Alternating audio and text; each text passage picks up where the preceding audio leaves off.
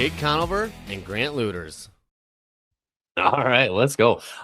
I tell you what, I'm so excited to have that intro running and I don't have to read a script anymore. We're not reading scripts. We got intro videos. We got sponsors. We're a well-oiled machine here, Jake. We're a machine, at least, finally. I think that's the easiest way to say it. There we go. Maybe that's a little generous, right? All right. So it's been a week. How have you been? It's been good. It's been fine. It's sad that there's no Yote football, but there still is football. There's still a little NFL action. We got to see the FCS national championship game, right? A little playoff game as well. So football's still alive here, but boy, we're on our last leg with the national championship coming up here. Yeah.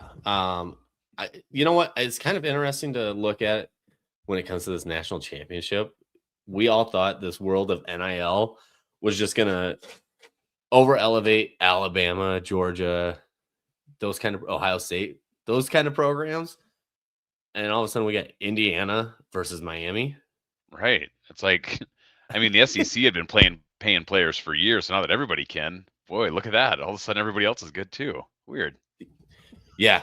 Well, and it's funny, you look around and you look at basketball too, and all those bigger names are kind of falling off too.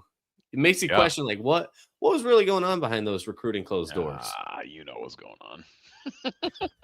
But now we can all do it. And you know what? I will say I'm struggling with my thoughts of Indiana.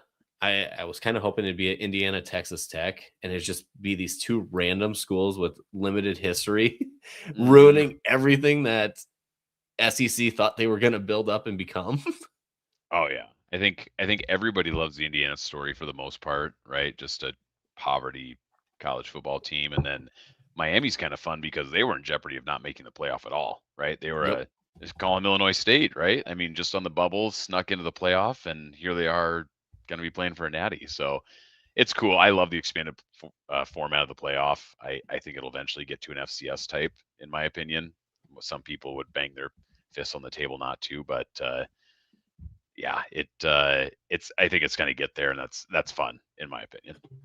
Well, and you know what? If they are going to do the FCS approach for the playoffs, you got to bring games to the universities, to the campuses. For sure. Do you realize, well, let's talk about home field advantage that like a team like the Gophers, Iowa State, Iowa, Indiana would have with the open field playing in December? We all talk about it already. Mm-hmm.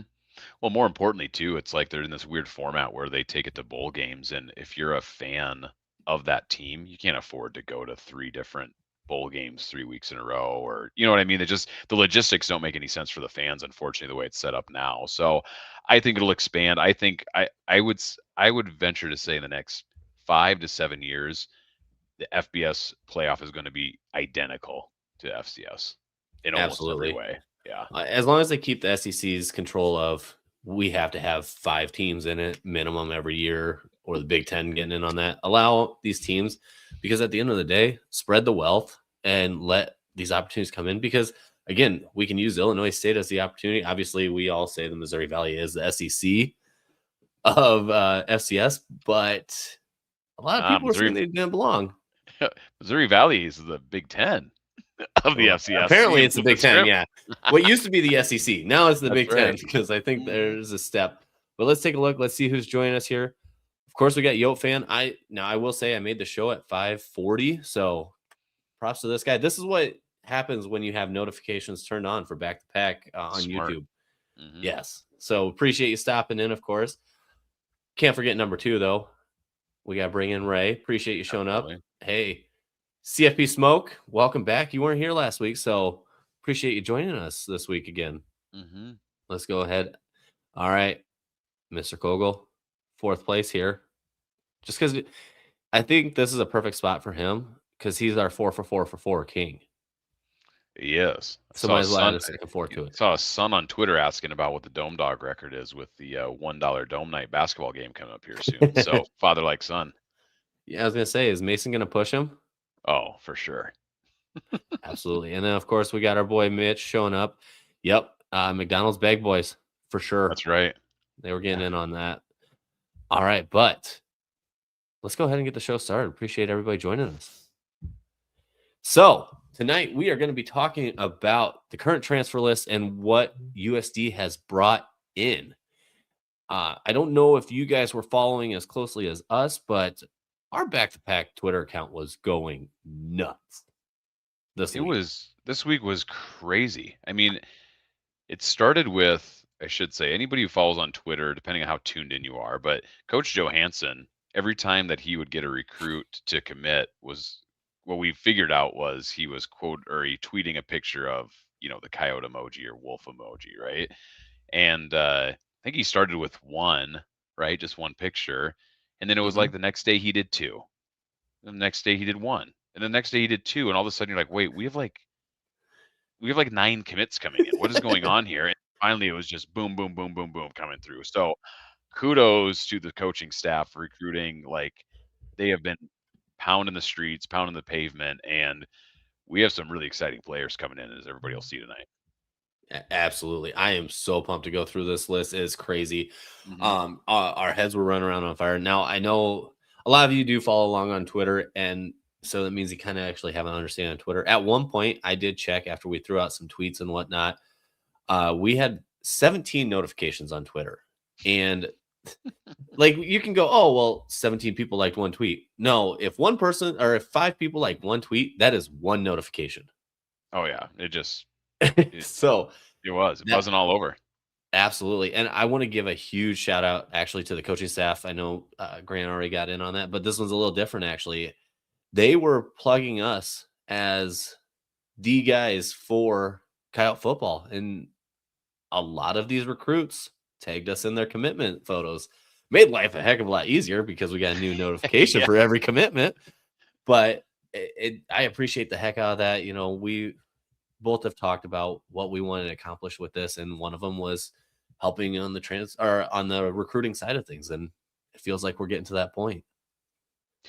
I think it's good for both parties too, right? I think it's good for the player and good for us, obviously. I think it's good for the players to understand what the fan base is like, what we're posting out there. I think is a good reflection of what's kind of going on in the fan base's mind for the most part. So not only do they get to see that as they're making their decision, but then when they, of course, like, include us in that, we get to see that player and we get to tag them and we get to highlight them, right? To say like, hey, everyone, be aware. Here's who's coming through the doors, right? So I love that they're doing that. That's a lot of fun. Like you said, it makes life easy on us too, that we get those notifications. But I like to think that before people are committing, and this is to any school, right? They're probably checking out social media. They're seeing what the fan engagement is. They're seeing what the involvement is. And hopefully we're having a positive impact there. I agree with you. Yeah. All right. So I want to touch on Matt's question here. Over on how many DBs safeties we get. I will say, based off some conversations I've had, it sounds like you can expect that this waterfall is now shut off for the most part. A lot of these kids actually that committed were already on campus. They just waited to get those out, making sure everything was set in stone and good to go. So they were committed and actually going to class already because class has been in session now for a little bit. I think we're done because I've been going through our roster here, looking at that, and there is a lot of secondary there. It makes me wonder, are we switching to a full dime set kind of defense or what's going on here? But I think we got the personnel to do it if we want to. Well, here's the thing. We got the personnel to run a 6-5 across too. There we Get go. the old 5-2-4 going. Absolutely. All right. So we'll get going. And actually, we're going to start on the offensive side of the ball. And don't worry, folks. I did reach out to the coaching staff. They did say that my offer is coming as well to play offensive line for USD because apparently one of the rules is you have to be named Jake. Or at least it was in the transfer portal. So I will not start. I promise you that. But I'll make the team better. All 4 years of eligibility just preserved. Absolutely. I'll get my USC intramural film on tape for him. It was more at quarterback, but I learned how to move my feet really well in that. Sure. Go ahead. Yeah. Hey, you know what? You got to shuffle. You can't use your hands at all in that. So we got some absolute dudes, and we took a full-on one-stop shop in our approach. both guys coming in from UTEP. We'll start with Jake Utley. He's kind of projected to be outside, hopefully around the tackle spot, it sounds like, on the O-line, but he's 6'6", 315. And for all you that followed along with us, that's Mitch's kind of player. Mm-hmm. Yeah, that's right.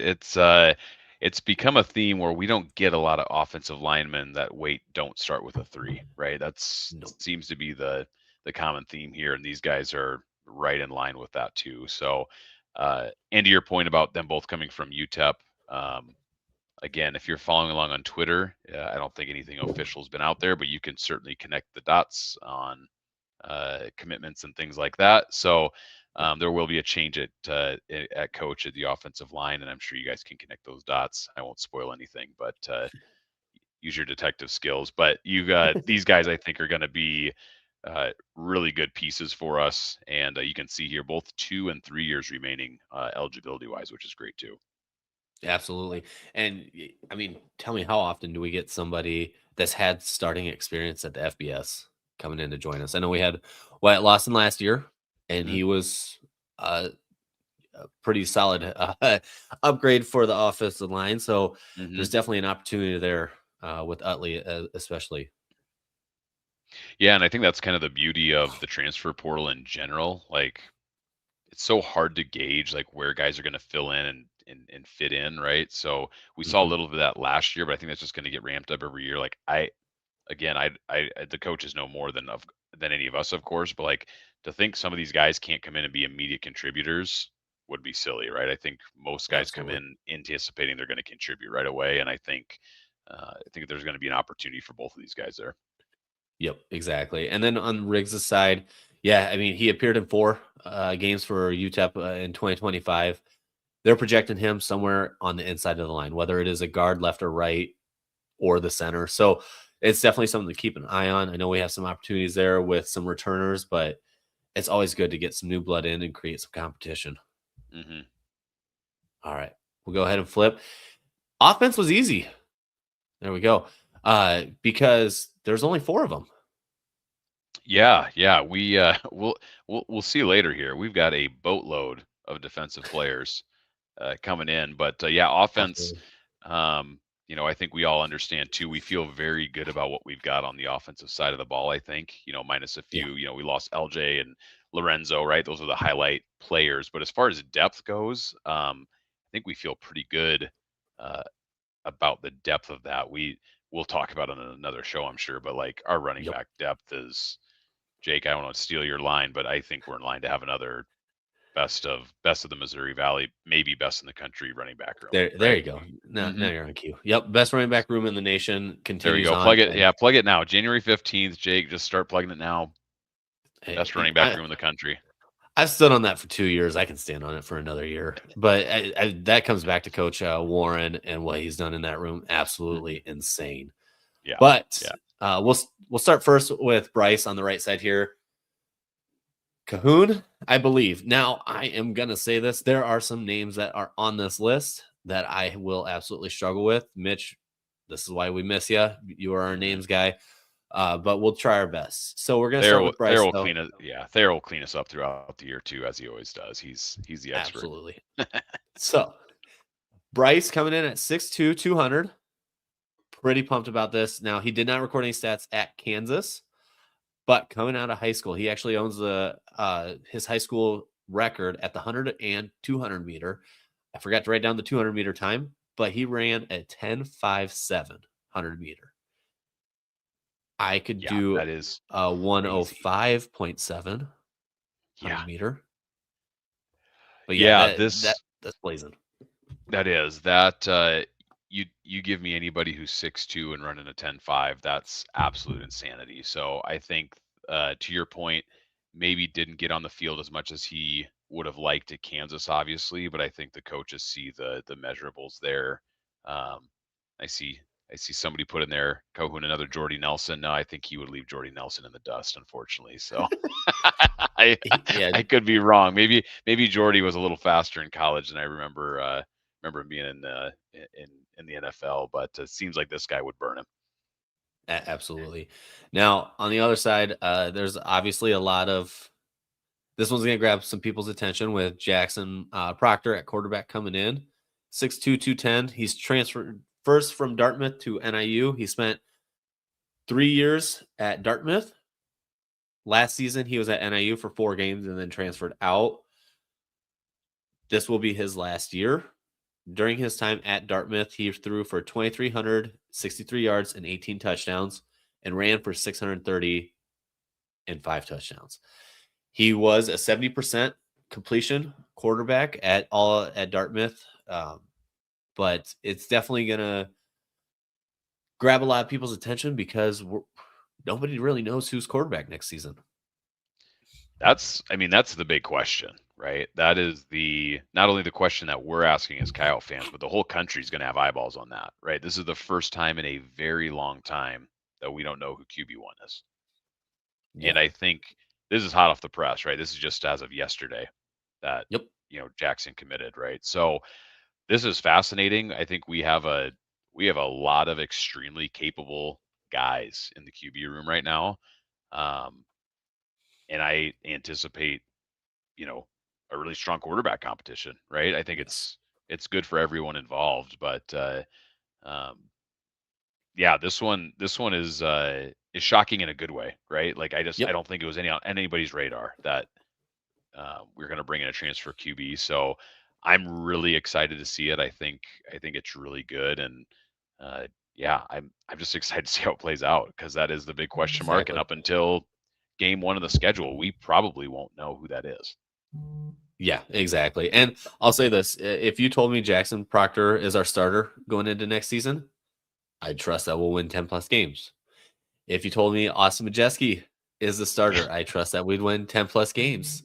If Nevin's the starter, again, same thing. I trust that we'd win 10+ games. At the end of the day, it comes down to making sure we have the best players possible in every position and creating a strong competition to figure out who would be the best person to lead this team. And at the end of the day, injuries happen, and having a strong, capable quarterback keeps that winning streak going instead of sending you to an 0-4 streak. Yeah, I mean that's really it too, and I think it'll be exciting too, depending on what we do with like a spring game, right? Or kind of what we do with sometimes spring. It's been historically a spring game or some sort of spring outing. I think it's going to be fun to kind of see multiple guys in action there, just for fans to kind of see a glimpse, right? That doesn't obviously, encompass everything that they're bringing to the table, but it does make it exciting because for so long we just knew Aiden Bowden was QB1, right? Like no questions, no one thinks twice about it. It just is. Sharpie writing down the roster. Correct. Yeah. Aiden Bowman's was QB1 and Sharpie for 3 years straight, right? That's just the way it was. So I'm excited to see this. So this is extra exciting. I'm pumped about this. Yes, and I will say this too. Dartmouth drew up a lot of design quarterback runs for him. 630 yards is no slouching rush attempts there or yards there. He averaged over 6 yards a carry. And I was going to say, all the just folks, from our limited look in Twitter, it's like he's a speedy fellow. So that's a skill set. No offense, Aiden, but that's a skill set we haven't seen in a couple of years. Not from the QB position. So. I will say, I sat down and I took a chance to watch this film. One thing I really like is he has the touch to throw pretty much any ball. We all know a 15-yard out route to the wide side of the field is what we consider an NFL throw, and I saw that on the film. But what I also saw was him pulling away from secondary when he got out in the open and running on his own. I think he's going to create a very strong competition in the quarterback room, and we'll see what happens come fall. Absolutely. All right. And real quick, before we flip it over to the defensive side, I want to give a shout out to our podcast sponsors, JJ's Wine, Spirit, and Cigar. And don't forget JJ's Bar at JJ's Wine, Spirit, and Cigars. But this episode is brought to you by them. It's a perfect place to go here in Sioux Falls to pick up any premium wines, unique spirits, or craft beers. JJ has one of the largest selections of all premium and super premium wines in the state. But don't forget, they also have the bar on the other side. Opportunity to get creative cocktails, local craft beers on tap, and elevated food you'll love. One thing I will say is don't miss out on the Bloody Mary. And when you stop in at JJ's, be sure you tell them that Back to Back sent you. Yeah, yeah. I think for anybody listening last week, they saw us live from the JJ's bar, and what a great spot! That is That a was. really cool spot. So I'm excited to make that a regular cadence with them. They've been great to work with. Exactly. Yeah, it was fun. The staff was super friendly, and I look forward to working with them. And hopefully, we can get on a cadence about once a month, going live from there. I'd say if we did it any more often, I'd definitely hurt the pocketbook. That's for sure. I was gonna say Those drinks taste good. those drinks are awfully tasty and they go down real easy. Yeah, your little princess cup there that you had. It's a gimlet. You'll learn. Sure enough. All right, so flipping to the defensive side, this is actually where Mr. Kogel's comment came from. We're going to work through our secondary first and go from there. Mm-hmm. But these are two names that everybody should be somewhat familiar with. They have been signed with USD since December, but I want to make sure that they were brought to your attention as well. I have talked with some coaches about Josh the Shark Grant, and we got to come up with an NIL shirt for one. I feel like that could be pretty sweet. Oh, yeah. But the other thing is that what I've heard is he is just a complete, absolute athletic specimen. It's just wild to see him walking around the facilities. They've said he's going to give a nice push for Mikey and RJ on that side, on the secondary. It'll be interesting to see how he approaches, but he's definitely going to help give him a breather. And I'll say this too. It's nice having competent backups where you pull Mikey or you pull RJ off the field for a drive or two, gives them a chance to catch their breath, and we still don't let up any points. Yeah, it's good to have the depth of that position of all, right? We saw it this year, right? We struggled in the beginning because Tim White went down, and that was we were forced to put guys in maybe a position they weren't quite ready for, or maybe weren't anticipating being in so early. So having some guys like this come in, but we're going to have a lot of options, gives you a lot of flexibility to do different things with coverage as well, right? When you've got multiple capable bodies. So looking forward to seeing these guys get in there. And like I said, these guys as well, depending on eligibility and things like that, you've got some time with a lot of these guys you'll see coming up here. Yeah, it'll be interesting with that if they change any rulings on it, because these both are JUCO guys coming up. One thing I noticed just looking at them both here, 6'2", and for a lot of fans, that is a pretty lengthy corner. And now I know with Cameron Hawkins, he actually is a safety as well, so that one will be interesting to see what they do with him position-wise, but he did play all last year corner, just trying to help out the team that he was on. But you know what? I'll take corner with 35 tackles and every other interception he has, he'll take for a touchdown for sure. There you go. Exactly. And then the other one at 34. So that tells me that they were getting after it. They weren't afraid to be a part of it and help the team out. All right. So again, rolling through the secondary here. Yeah. Yeah. To Mr. Cogill's point, we've got a lot of DBs in general, so safeties, corners that came through, and again, I think it just gives you so much flexibility and things you can work with. We know Joe Hansen; he's kind of been an architect on this defense for a very, very long time, so I have a lot of faith in him putting something together on that side of the ball. And so, I think, God, and I apologize because I know I'm going to just slaughter these names, but you already told me Doddard. God, I knew that. You told me before we started. Doddard. If you're wrong, it makes it worse. Anyways, doesn't matter. Worse, but it's kind of fun. Like we said, he's transferring in from Lafayette, former teammates with Dallas Holmes, who transferred in last year, and then former high school teammates with Reed Watkins, if I recall correctly as well. So correct. I love seeing those connections with guys because it at least tells me that guys within USD's program or chatting with guys and being like, hey, this is a place you want to be. You should come here. There's an opportunity here. We're building something here. And I don't think that happens at a lot of places. No, absolutely not. And I'll tell you, I just want to add to this one with Kevin. He got attention that he was transferring to USD from all the national writers. There were a ton of them quote tweeting saying this was a big pickup for USD. There's going to be some other names that I'll get to that are like those the BAM, the WOW recruits, but this is a sneaky pickup. And I think it's going to be huge for us in the next coming years because we get him for 2 years now. Yeah, we get him for 2 years, but I anticipate he's going to be an immediate contributor just based off of how much he played at the FCS level and the production he had. So I'd be shocked to not see him have some serious production in 2026. But absolutely. And to your point, though, too, on the flip side, you switch to Brun, safety coming from Minnesota. That's always kind of the transfer portal, whatever you want to call it, kind of your thoughts around it. But you get guys that come from the FCS program. You get JUCO guys. You get guys coming from FBS. And I think we have a really good variety coming in this year. So I will be really curious to see where certain guys kind of come in and play their role. But to me, it's hard not to get excited about a P4 guy coming into your program because they've been around big time football, right? Big time, here. But some of those guys come in with a lot of years remaining, and Brun falls in that category. Absolutely. So yeah, I'm excited to see what we can get out of him for that.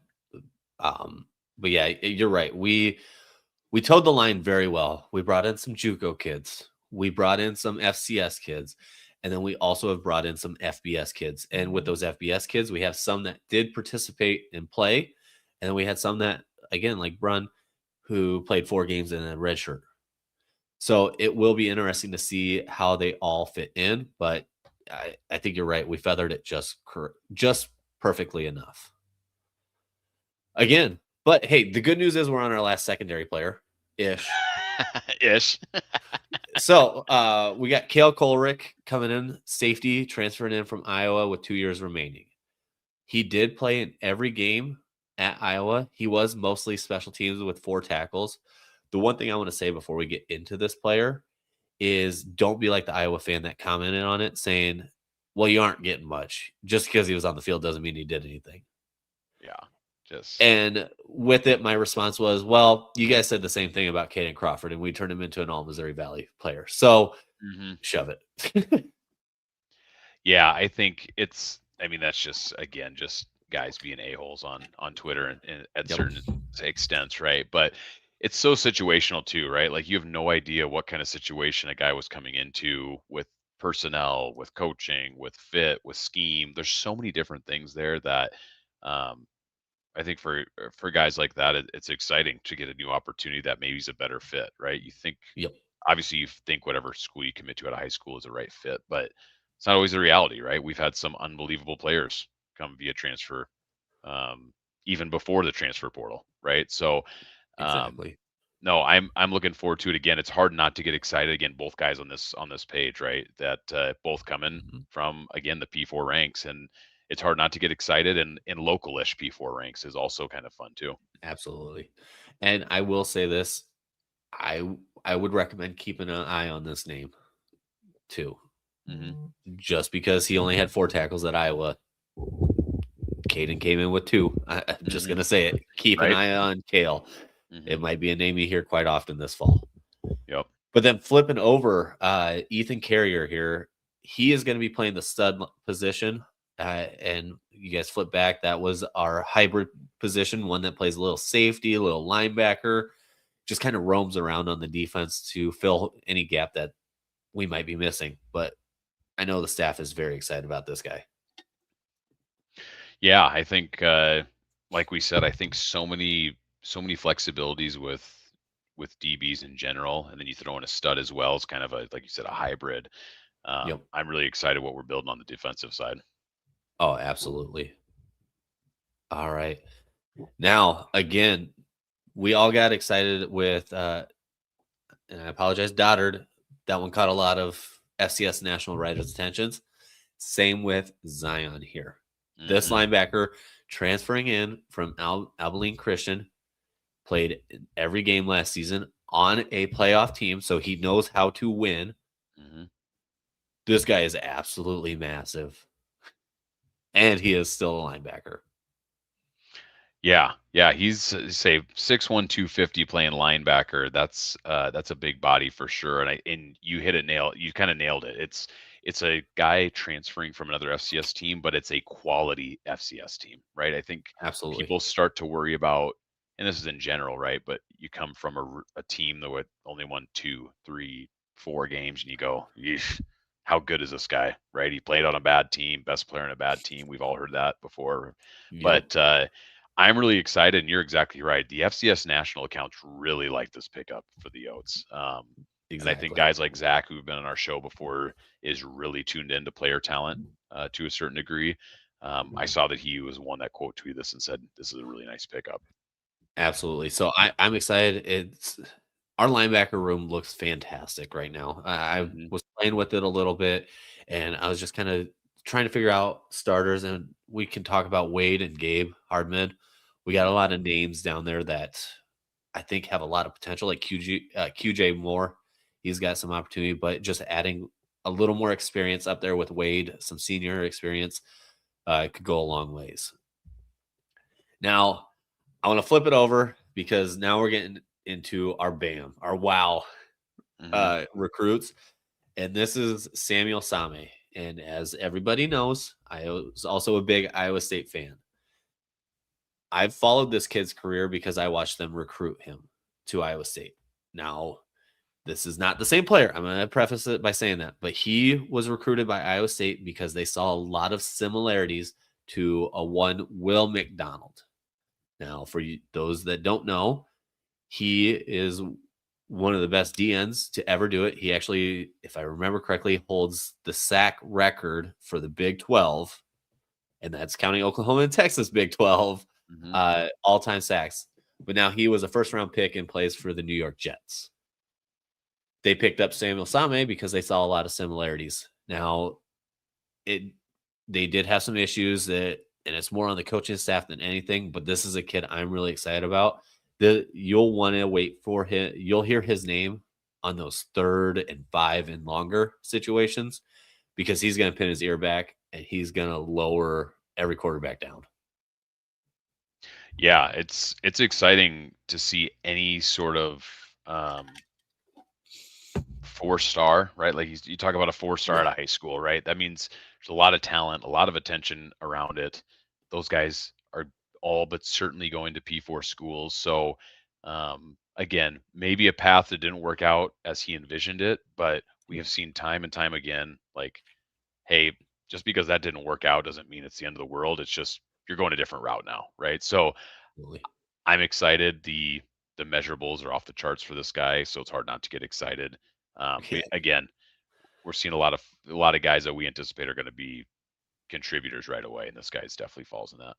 Exactly. One thing I do want to chuckle about here before we flip it over, you got a linebacker coming in at 6'1", 250, and you got a defensive end edge rusher coming in at 6'5", 225. Hey, it takes they all have their own kinds.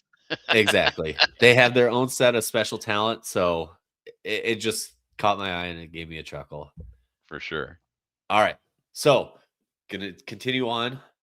I'm surprised Matt didn't say anything about are we going to pull any more DNs? Because we definitely went to town on the DNs. The one thing I'm really excited about is, I will say it, after looking at all the recruits that we have coming in and all the players that we currently have on the team, I'm confident saying that we will have the best D-line room in the nation going into next season. Our 2nd and 3rd strings have an opportunity to be 1st or 2nd Missouri Valleys if they have enough playing time. Yeah. It's kind of funny because I think initially when this portal opened, let me back up, right? End of the season, you think about, okay, what are we keeping? What do we look like we're going to have for next year? And I think you and I both agreed. We said we feel really good about the secondary that's going to return next year. Yep. And then all of a sudden the portal opened and we're adding safeties and we're adding corners and we go, oh my gosh, this secondary is going to be loaded not only with depth, but with really high end talent because we've seen it. Yep. And now all of a sudden we flip to where you're like, maybe the D line is going to be better than the secondary or just as good as the secondary. And now all of a sudden I'm thinking, again, it's January 15th, so we're just talking to talk at this point. But all of a sudden you're building a really, really, really formidable defense, at least on paper, right? You got to go play the game still, but you take with what we're seeing from last year, Portal, and knowing what Johansson has consistently done like year in and year out, I'd be awfully nervous if I'm other Missouri Valley teams. Oh, absolutely. And actually, after I was done talking with one of the coaches, I did ask him, I said, how are teams gonna score against us? I couldn't really put the question together properly because just seeing these guys rolling through, and it's gonna be so nice when we do a hockey line change and put in our second string and nothing changes, but then we do another hockey line change and we put in our third string and nothing changes. Absolutely wild. Yeah. No, I think it is, and I think I got Ray all excited here. He just said, "Should we book the tickets to Nashville now?" Right? I mean, if I agree with him. I think we're winning the off season as it sits today, and it's happened quickly right over this week too. So absolutely. No, it's exciting, and actually, Jake, maybe we flip to the question down here from CFB. I was actually going to save that for the end after we get through because we got. All right, we'll save it. Yeah. I would say if we got a couple more slides, we'll save it because I think that's let's make sure we hit that though. Fantastic question. All right, but first we'll start here with Isaiah Ray coming in, defensive end from Concordia St. Paul. He'll have 2 years, 6'5", 256.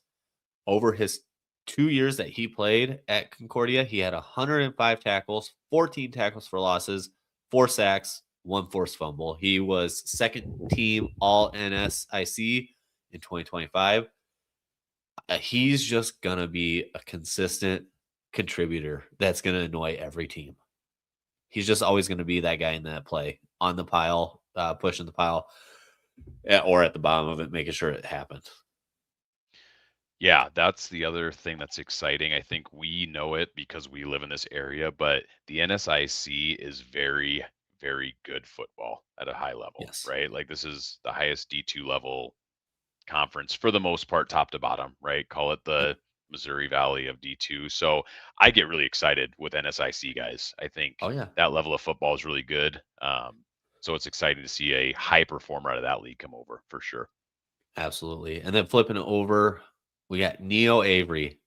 Now, I know there's at least one other player really excited about this guy joining the team, and that's going to be Andre Jacobs, getting his cousin to join him. So that's really cool, getting some family ties set up here. But he's coming in from Maryland. He spent 2 seasons there with them as well. He is 6'6", 250. We'll get 2 years out of him. And he was a 4-star out of high school. But the fun fact with him is he actually played tight end in high school and switched at Maryland. So that's a great question too. Is tight end in high school? Is there maybe an opportunity? We see him get some snaps at tight end. I'm just saying. Let's not rule it out. You can say that all you want, but right now our tight end room is stacked.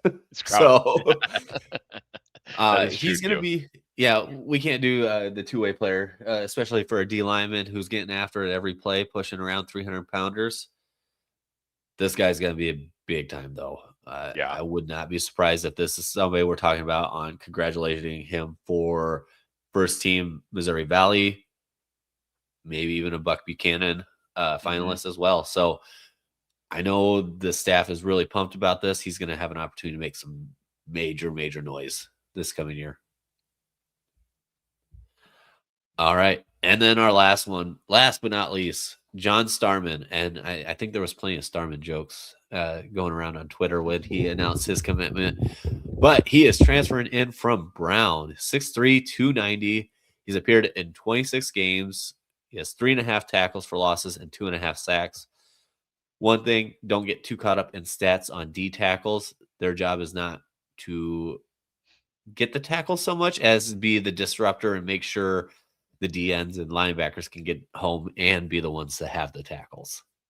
Yeah, the old DT's a thankless job, unfortunately, for those guys. They don't get the stats, but they work it in there. So no, I think this is a great pickup as well. I think a guy who's played a lot of college football. I think he's going to be another guy who's going to contribute immediately for sure. Absolutely. I'm really excited to see what he brings. And all these guys at the end of the day, like I said, hockey line change is going to be awesome on the D line. Keep everybody fresh. And you know what that tells me is we're going to exhaust every offensive line that we go up against. So we got a big opportunity to cause some big problems. Oh, yeah, absolutely. All right. So, Grant, I'll pitch it up to you first here. We're going to hit this question from CFP Smoke is what is the biggest need roster-wise currently? That's a hell of a question. It is.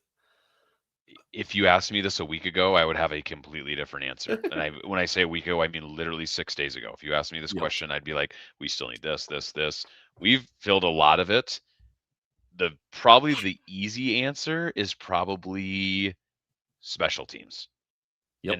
And I don't even know if it's a need, but we're gonna have a whole new crew in special teams, right? Both of our kickers, both short and say punter, both kickers, right? Because we kind of did the duel with Mata, and Will doing short and long. So to me, I guess we need to look in that direction, but I don't really know what we have, to be honest. Yeah. I think coaches have a lot of. I think the only name that I've heard is Sam Parks. Was a name I kept hearing last year as a very capable kicker. I don't know. We have Ford Hamilton as a punter as well. I wouldn't be surprised if we're still looking at trying to bring in one more punter. That's something to keep an eye on. But yeah, I think that was a good spot to go. If I were to be looking at it and trying to sort it out, which obviously unprofessional here, but I wouldn't mind getting one more receiver production wise. I'd like to see somebody come in statistically, whether it was a D2 or a FCS to FCS transfer that can produce. I think we got a lot of really good talent. And again, it's one of the tweets that I said already too, is the casual USD fan didn't know who Fenner was last season. And so that's definitely something to think about. But outside of that, we're stacked up. Yeah, it is crazy how quickly that changed, because I think defensively was a little bit worrisome just depth-wise of what kind of depth that we had floating around, and we can see we filled that in a very quick way. The thing I would also say too, I don't think you can ever have enough depth at the O-line spot. So to continue to build the O-line. But I think on paper for the casual fan, I think you're right. If you had to pick one, I think wide receiver is one where you go, boy, we lost a lot of production, on-field production with Fenner and Martins were the main contributor, right? Those two far and away contribute the most from the receiver spot. And again, it's just a matter of who's already in-house that coaches feel good about stepping up. And then there's maybe somebody else that we bring in. But boy, I feel a hell of a lot better this transfer portal than I did last year, because last year was tough, right? New coaches, a lot of moving things as well. But boy, knowing that the portal closes tomorrow and where we're at, I feel really good. Absolutely. Yeah, that's a big thing. Nice touch that I totally forgot to say on, but portal closes tomorrow. We survived. Yeah, hold on now. You don't know that.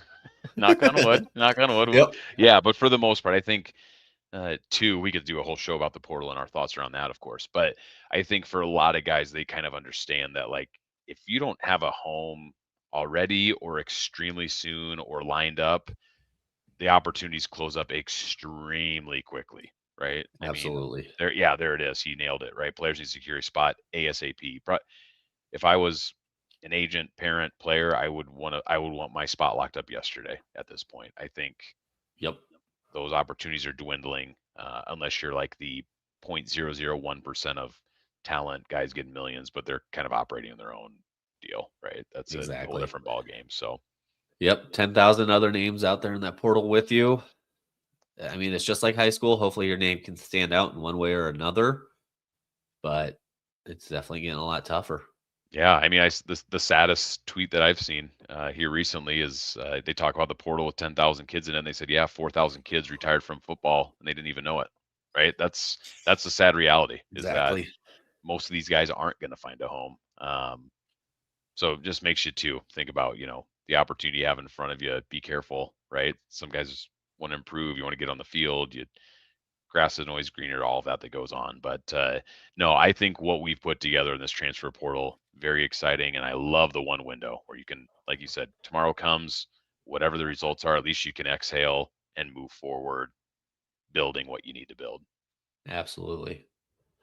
All right, perfect. Well, you got anything else you want to hit on? No, I don't think so. Who knows? Maybe we'll see. Maybe we'll have one more portal update tomorrow. We don't know, right? There could be maybe one more. But the thing to remember too, sorry, I know we always talk about the portal window, but just because the portal window closes, you just have to put your name into the portal. We can pick up plenty of other Yes. players from now until I don't even know what I'll July. say I don't know what the time frame is. I don't anticipate us doing that, right? I'm talking like maybe one or two more guys. But yeah. The next week and a half, keep an eye on for incoming opportunities. Yep. But outgoing, it shuts off tomorrow. And then Right. it does not open again in the summer, but there is an opportunity where we'll try to pick up some guys potentially in the summer as well. Exactly. All right, perfect. Well, I think that's a good spot to end it then. Yeah, absolutely. No, we as we always say, go Yotes. Go yes, baby.